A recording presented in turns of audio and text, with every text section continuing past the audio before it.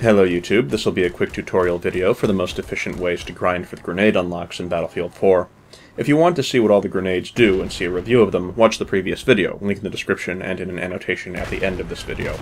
While you can obtain assist points from use of grenades, grenade kills are really the only way to make meaningful point income.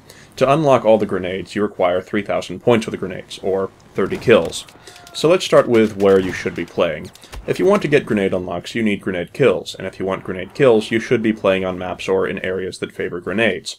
I feel the best game mode to play is Rush, since people will be moving to plant or defuse the MCOMs, and that makes it more common for people to bunch up in groups or sit behind cover while trying to get to an objective. A grenade or two at an MCOM that the other team needs to arm or defuse can help you net a few kills.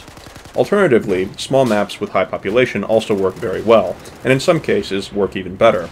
If you're playing on a 64-player server on a tiny team deathmatch map, then just by the nature of a lot of people being crammed into a small map, random grenade spam becomes a lot more likely to pick up kills, and you're more likely to happen across opportunities to throw a grenade at a group of people. I do not, however, recommend Team Deathmatch mode when you're playing with a low amount of people. I feel it's worse than Rush in that regard. Since Team Deathmatch lacks any control points or MCOMs to push towards, people are much less likely to bunch up together as opposed to Rush mode. The only reason Team Deathmatch can be better is if a large number of people are on a small map and grenade spam becomes viable. If that isn't the case, then maybe you're better off playing Rush than playing Team Deathmatch. As for which maps to play on, Operation Locker is probably the best map for farming grenade kills, since the close quarters nature of the map means that regardless of game mode, you'll have groups of people bunched up and sitting in small rooms or at the end of hallways, just because of the nature of how the map is designed. So your rule of thumb will be to find small maps that have lots of people on them, high population team deathmatch, or Rush mode if, for example, you're a console player and unable to play with 64 players. I'm not sure what the population limits are on console, but when in doubt, play on Operation Locker. Next we move on to classes and kit selection. Now if you're doing the grind for grenades and passing and aren't motivated to complete it quickly, then obviously it's best to do the grind with whatever kit you also want points for. However, if your goal is specifically to obtain the grenade unlocks as rapidly as possible, you still have a couple options. The general offense upgrade path tree, if you've unlocked it for your class of choice, allows an extra grenade at perk level 3. However, you may not have perk level 3 unlocked, so I wouldn't recommend on planning for it. Still, if you have it unlocked, it wouldn't hurt much to use it while you're doing your grenade grind. Assaults, if the kit is developed enough, can obtain the Grenadier upgrade set, which starts them off with an additional grenade each spawn.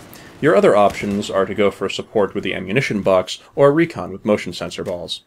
A support ammunition box can resupply grenades, and that's the sole purpose for grinding for grenades as support, to be able to resupply your own grenade supply.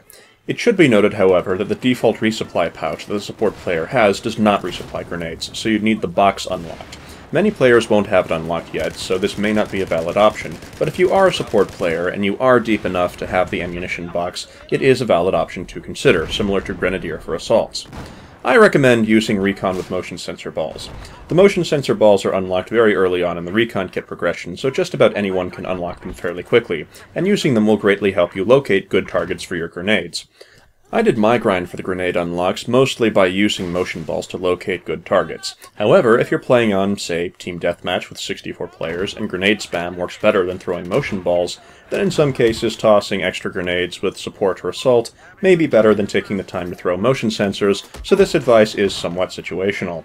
Also, remember to pillage off dead bodies, as you can obtain new grenades without having to respawn by stealing the kits off of teammates or enemies. As for which grenade to use, you may be better off watching a review of grenades before deciding on that, but you want your grenades to kill people, so you're probably best off using the default M67 grenades or the V40 mini grenades. See the review linked on the screen for a more in-depth review of those. Thanks for watching my tips on grinding for grenades video. Remember to like, favorite, share, and subscribe. I'll see you next time.